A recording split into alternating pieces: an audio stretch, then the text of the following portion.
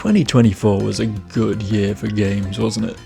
Like, every year I get around to putting together one of these lists and there'll be a few neat looking games that I never got around to playing, but this year, oh boy. Dicemancer, Monomyth, UFO 50, Black Myth Wukong, Starstruck Hands of Time, Nine Souls, Frog Monster, Hellblade 2, Mouthwashing, Astrobot. Just off the top of my head I could put together a whole other list's worth of potential Game of the Year contenders that I just didn't have time for because I was too busy replaying Jade Cocoon 2. Watch out for some of these coming soon to a Let's Play series near you, by the way. But even ignoring all the potentially incredible games that I never got around to, I've still had to cut an upsetting amount of genuinely great experiences from this list. It's wild. Last year I didn't even have enough material to make a list, and this year I'm turning up my nose at games that gave me literal days of enjoyment. Sorry, only games rated 8 out of 10 may pass beyond this point. Better luck next time, nerds. Anyway, speaking of 8 out of 10s,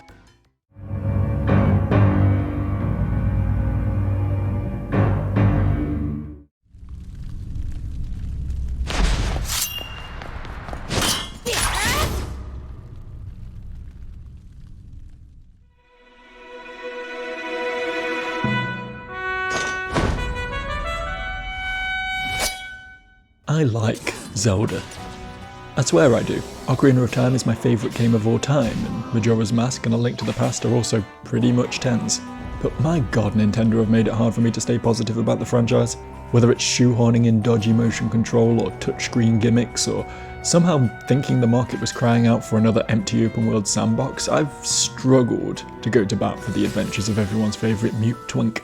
At least as far as his mainline outings are concerned. Thankfully his top-down retro throwback games have remained remarkably solid. A Link Between Worlds is a brilliant little game, and the Link's Awakening remake took a classic highlight of the series and polished it up to modern standards admirably. Echoes of Wisdom is not as good as those. It's a flawed game, and I'll openly admit that.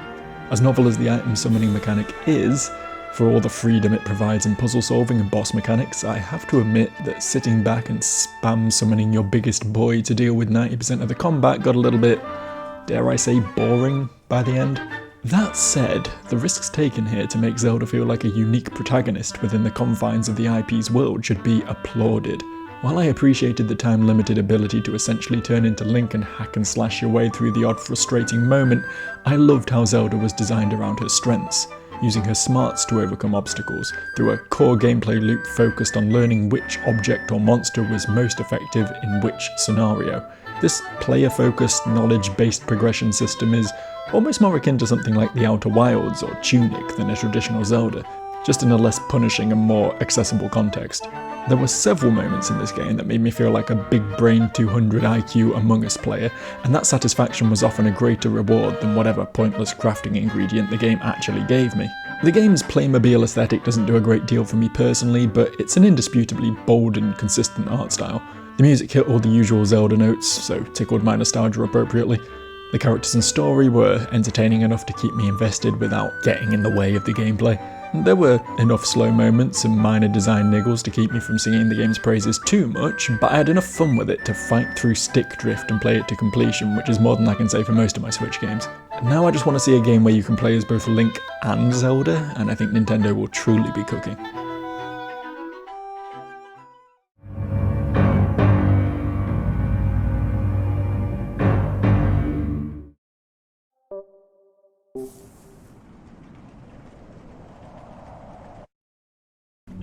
So real talk, do you think Animalware would have been successful without Video Game Donkey?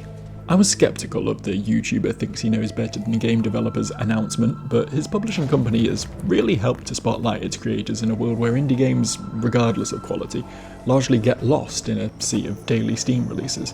So hats off to the guy for trying and succeeding in making a difference.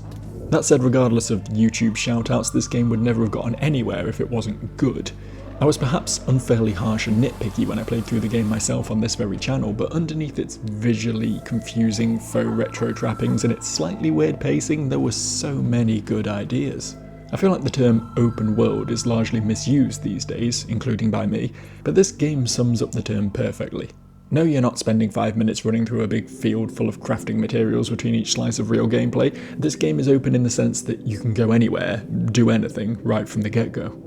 Most modern Metroidvanias are very linear at their core, but by removing combat from the equation, you can remove the need for a difficulty curve. Instead, Animal World gives you pure freedom to explore and solve the mysteries of its world at your own pace. Making you defenseless also has the added perk of bringing subtle horror elements to the table. Forcing you to sneak or flee from the beasties of the well makes them feel far more imposing than they would be if you could just stab them till they went away. Similar to Echoes of Wisdom, this game also really encourages player experimentation. The amount of times I got an item and was like, what use could I possibly have for a yo-yo? Only to discover through gentle puzzle solving prompts and my own interaction with the world that actually a yo-yo is a fucking amazing thing to have when you're lost in a world full of animal spirits. It's such a clean design that rewards you for trying things without ever making you feel stupid in the way some puzzle games can. It's also worth noting that I've gone back to this game since my videos, and there's a surprising amount of post-game content to sink your teeth into. I don't consider stuff like that to be essential and will often ignore it completely, but Animal World kept me intrigued enough to keep going back, and if that's not a recommendation, I don't know what is. I'd like to take a minute here to shout out some games that missed the cut purely on the grounds that they're unfinished. Early access has always been a bit of a bugbear of mine. It's completely dependent on the game in question how to contextualise it, since it seems to mean anything from fully released game with a content roadmap to early alpha test with a barely functional vertical slice. In that spirit, I've decided to exclude several games from this list which have yet to see a formal release.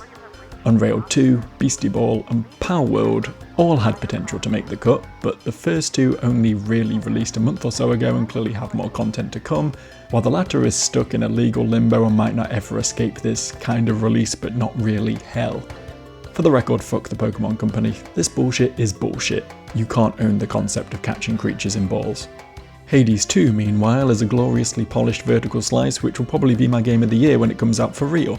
But I'm not making the mistake I made with its predecessor and denying myself the ability to give it that accolade by talking about it this year. You can't make me. Listen to the silence of me not talking about Hades 2. Beautiful, isn't it? Anyway, my number 8 game this year is also in early access, but it's been out for so long and become such a cornerstone of modern gaming that it's hard to think of it as such. In fact, it only makes this year's list at all because it released at the tail end of 2023 and I didn't do a list last year. So fuck you, it's my list, and this spot goes to...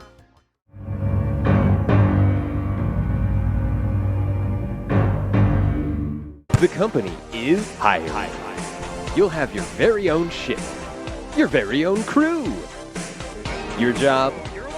Collect worthless garbage to return to the company desk.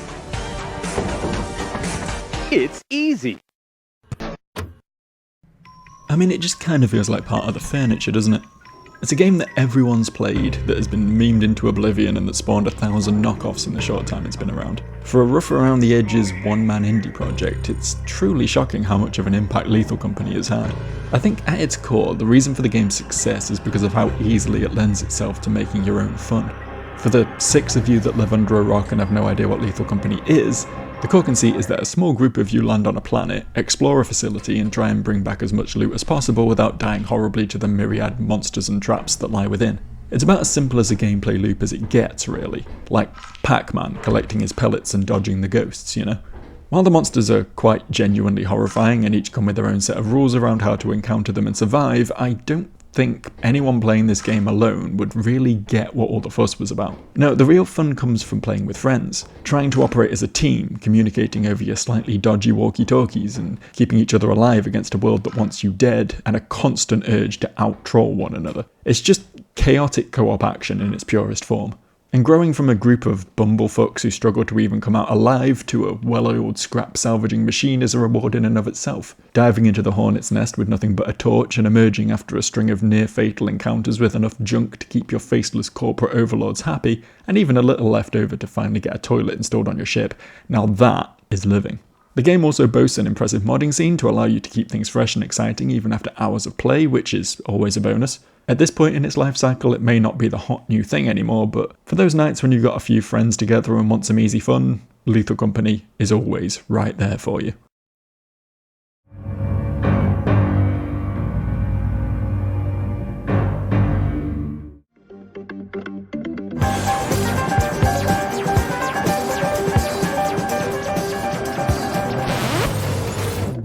All that said, Lethal Company wasn't my favourite casual co-op experience this year.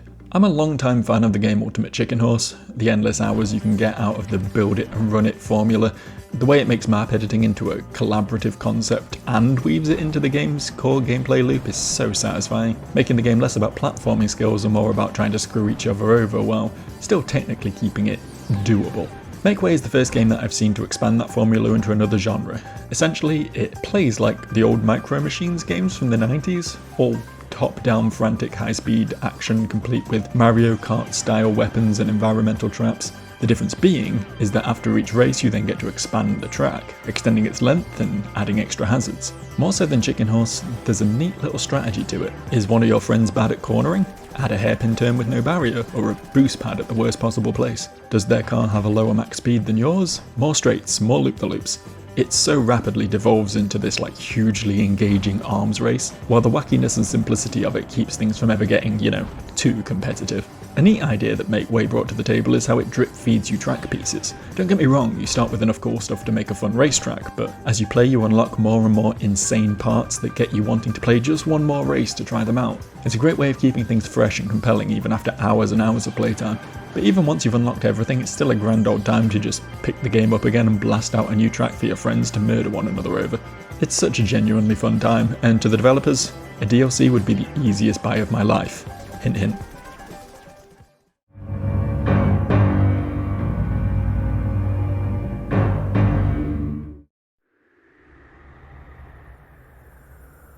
So a lot of people didn't like this game, and that's fair. There's plenty of games that aren't for everyone, but Dragon's Dogma lives in a very unique niche where it's almost for everyone, but then makes an incredibly weird left turn at the last hurdle that appeals to, well, basically just me and about 4 other weirdos out there somewhere. See, combat-wise it's not a million miles away from the insanely popular Monster Hunter formula. Slightly more forgiving perhaps, but it's all swinging and dodging your way through marathon health bars to overcome increasingly more hostile monsters and collect their body parts for profit and armor upgrades. Unlike Monster Hunter, however, it's far more story-driven, focusing on a George R.R. Martin-esque dark fantasy plot riddled with politicking and subterfuge. There's an organic world to explore filled with unique side quests and branching character subplots, and enough variation in combat styles and abilities to make repeated playthroughs feel fresh and worthwhile. If you're thinking to yourself, that sounds sick, why haven't I played this, then hold up. There's a book coming. But the one thing that becomes a massive, insurmountable sticking point for a lot of people who give this game a chance is the lack of fast travel, or at least the heavily restricted and expensive fast travel. I for one think this is a bold design decision, forcing you to plan your travel times around getting lost at night, to stock up on supplies for each expedition, to really learn the routes and shortcuts and danger zones of the world. A quest becomes less teleport to thing, kill thing, teleport home, and instead a journey across hostile terrain with only your NPC companions for company.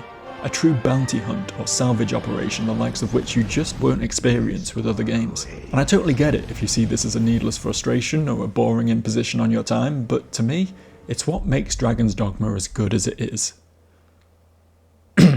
Now that review is for the original game, released back in 2012, which was one of my favourite games of all time. And I can safely report that Dragon's Dogma 2 is more of the same. I liked it a lot because I liked the first one, but for a franchise with a 12-year gap, it sure didn't do much in the way of advancing the formula. On that basis, it stays out of my top 5, but yeah, still one of the better AAA games I've played in a while. Well done, Capcom.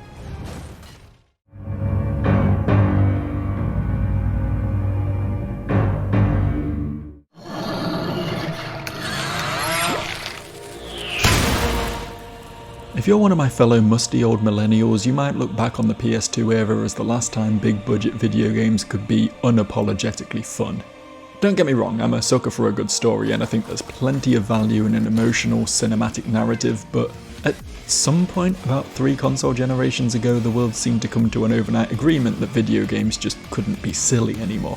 Gory is perhaps the most unashamedly brazen middle finger to that narrative I've ever seen.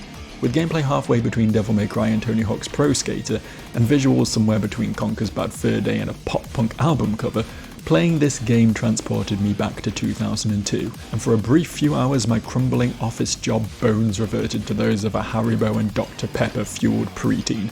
And while my love for this game is blatantly fueled by nostalgia, underneath that primate-brained obsession lies a love for a game that is just genuinely very well made.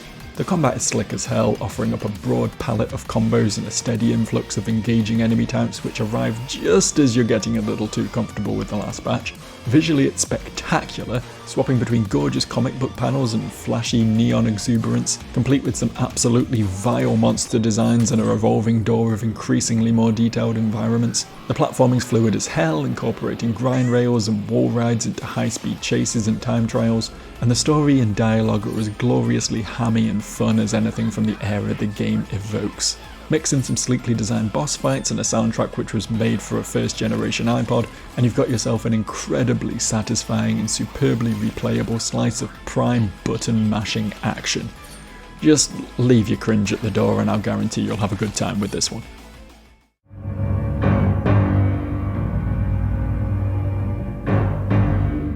Hello, I am the Crypt Master, and today you can finally begin your journey into my world. Does anyone else out there feel like typing games are a criminally underutilized concept? I feel like I'm probably in the minority here, but I firmly believe that Typing of the Dead was a better game than House of the Dead. I don't know, maybe it's just that I don't have the precision or reaction speed to be good at shooters, but I can touch type pretty reliably. But you know what? I don't think it's selfish to want to play games that cater to my skill set, is it? Cryptmaster is an action RPG built around that very premise.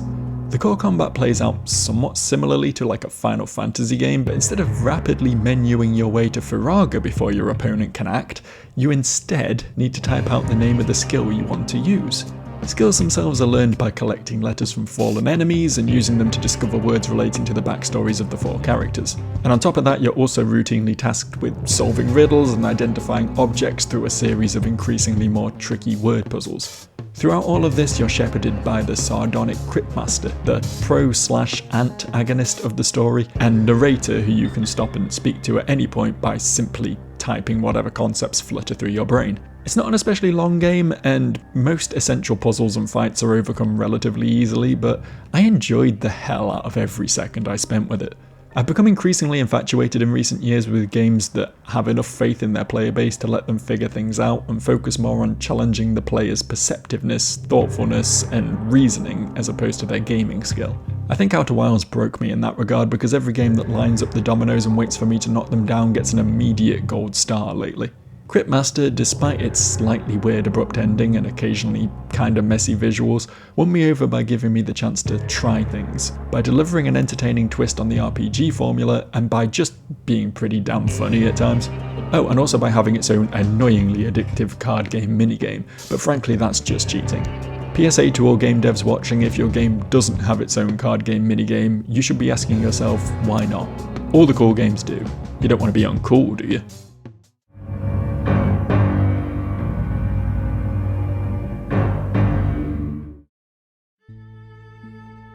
Speaking of cards and being uncool, yeah, that was a bit of a rude segue, but I'm sorry. If you like Slay the Spire and games like it, then you're not cool.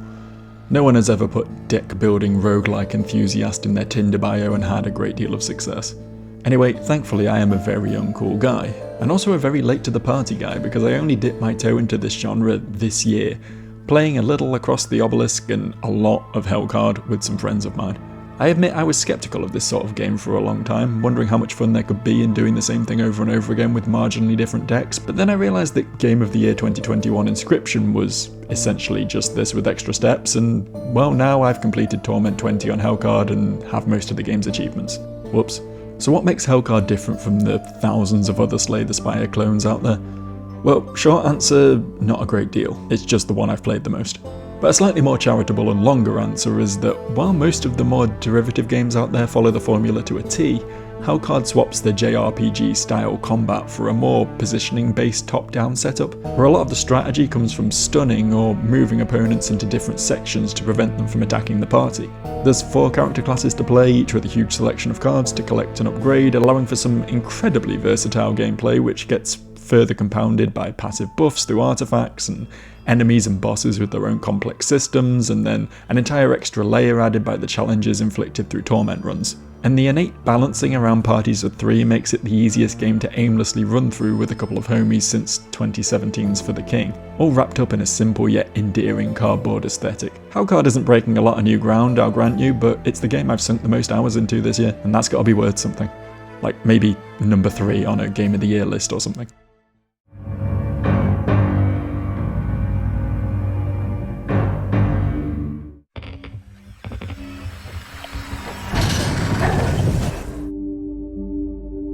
I reserve the right to be wrong here. I've been very upfront about the fact that I never got very far through Silent Hill 2 back in the day. Far more so than its contemporaries like Resident Evil and Fatal Frame, this game spooked the shit out of me as a young'un to the point where I just didn't play it. So this year I set out to right that wrong by playing through Bloober Team's remake, and it was spectacular. Now how much of that is owing to the original game's writing, pacing and atmosphere, and how much has been enhanced beyond recognition is not something I'm best placed to comment on. Something tells me it's a little of both. I think the gory detail and realism of the new version will, in most cases, have more effect than the polygonal nuance of the PS2 game, and the vastly improved voice acting carries with it a lot more emotional weight, but credit where it's due, the story, which is the game's major selling point, is all a rehash. Still, the way it unfolds, the slow burning acknowledgement of James's sins, the contrast in his story to those of Angela and Eddie, the veiled mysteries of the town itself and the thin line between reality and delusion, it's fucking incredible stuff. But on top of that, it's just a damn effective horror game. Like anxiety-inducing sound design, the horrific monsters and the human monsters that made them, the creeping dread of the unfolding world with its clever set pieces and its ability to induce paranoia without over-reliance on jump scares. The way simple things can have you jumping at shadows and dreading what could be around the next corner, more for fear of psychic damage than for your in-game hit points. This game sticks with you, man. And yes, it has its flaws, yes, the bosses are mostly uneventful bullet sponges and there's several sections of routine zombie killing grind, but all of that's forgiven in light of everything it gets so incredibly right. I know it's not a particularly unique stance to say that Silent Hill 2 is the greatest horror game of all time, but yeah, it kind of is, isn't it? Real quick honourable mention here. This game wasn't like amazing or anything, but I thought the combat was fun, the environments were gorgeous, and I liked how mad it made a certain subset of easily triggered basement dwellers when it dared to be remotely inclusive. So here's to you, Dragon Age Veilguard. You're the best BioWare game we've seen in a decade. Somehow. So I have a confession to make. I've been one of the biggest standard bearers for the Souls-like genre for years, screaming at anyone who will listen about how Dark Souls changed the game, about how it, along with FromSoft's other works, spat in the face of everything the big publishers have been moulding the AAA industry into, how it books convention and breathes new life into a stagnating industry, how more developers need to take notice of what they're doing. But now? Fuck, I wish less developers would take notice of what they're doing. In the 12 years since Dark Souls blew up, we've seen clone after clone, grim, dark, slash and roll stamina-focused fantasy game after grim, dark, slash and roll stamina-focused fantasy game. So many pretenders to the throne that it's hard to keep up. Even long-running, big-budget series with their own identities like Assassin's Creed and God of War have been jumping on the Souls-like train to varied success, and honestly, I'm fucking tired of them. The genre that was once my favourite thing in the whole world is getting stale. I've not played Lies of P or Black Myth Wukong or Nioh 2 or those weird Star Wars ones, and it's not because I think they're bad games or anything, I just can't with this shit anymore. I bought the Elden Ring DLC and couldn't even finish it. It's just oversaturation at this point. But, having said all that, there's one Souls-like I did play this year, and it's one that booked every trend in the genre while still prioritising fluid, high-stakes combat and the immense satisfaction that comes from overcoming a seemingly insurmountable challenge. And that game was...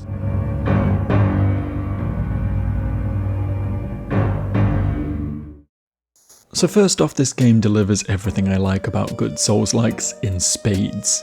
Expansive, explorable worlds filled with secrets and optional encounters? Check. Clever level design and pacing which feeds you challenge without relying on cheesy, unreadable tactics? Check. Interesting RPG elements that allow for build variety and player expression? Check. Personality-filled boss encounters that focus on learning the fight and coming up with creative solutions over twitchy, frame-perfect gameplay? Check. So many knockoffs in this genre get these elements wrong, but Crab Souls over here manages all of that while adding so much of its own identity on top. For example, a lot of what it does is more reminiscent of an N64 era 3D platformer than a Souls-like. Its visual style, despite lending itself to some truly horrifying monster design later in the game, is delightfully cartoony and colourful, immediately setting itself apart from its contemporaries by daring to be vibrant and eye-catching instead of incessantly swamped in greys and browns. It also makes great use of platforming, weaving its hookshot and various movement mechanics into its combat as seamlessly as its exploration. Its shell swapping mechanic is inspired, encouraging swapping between shells, and as such, combat styles and abilities on the fly. Its use of Metroidvania-style powers is also neat, especially since half of them, and as such massive chunks of content, are completely optional. And on top of all that, you've got a direct, often quite heartfelt story told through cutscenes and dialogue. And as much as I love Dark Souls' cryptic lore, it's honestly kind of refreshing for a game like this to just show you things, you know? Anyway, I could sing this game's praises all day, but instead I'll end by telling you to go and play the damn thing for yourself. It's unequivocally the most fun I've had this year, and as stellar as this year's been for new releases, I don't think any of them balance creativity with good old-fashioned compelling gameplay in quite the same way as another Crab's treasure. 10 out of 10. No notes. God, do I really have to write an outro to this? I'm way too lazy for this shit. I might have to hire a ghostwriter for next year's list. But like and subscribe, I guess. Comment your favourite games of the year below for that sweet, sweet engagement, yada yada. Thanks for watching though, really, and stick around if you want to see me play some of the 2024 games I missed out on, because god damn there are not enough hours in the day. In the meantime, enjoy your 2025, go play another Crab's Treasure, and I'll see you around. Bye.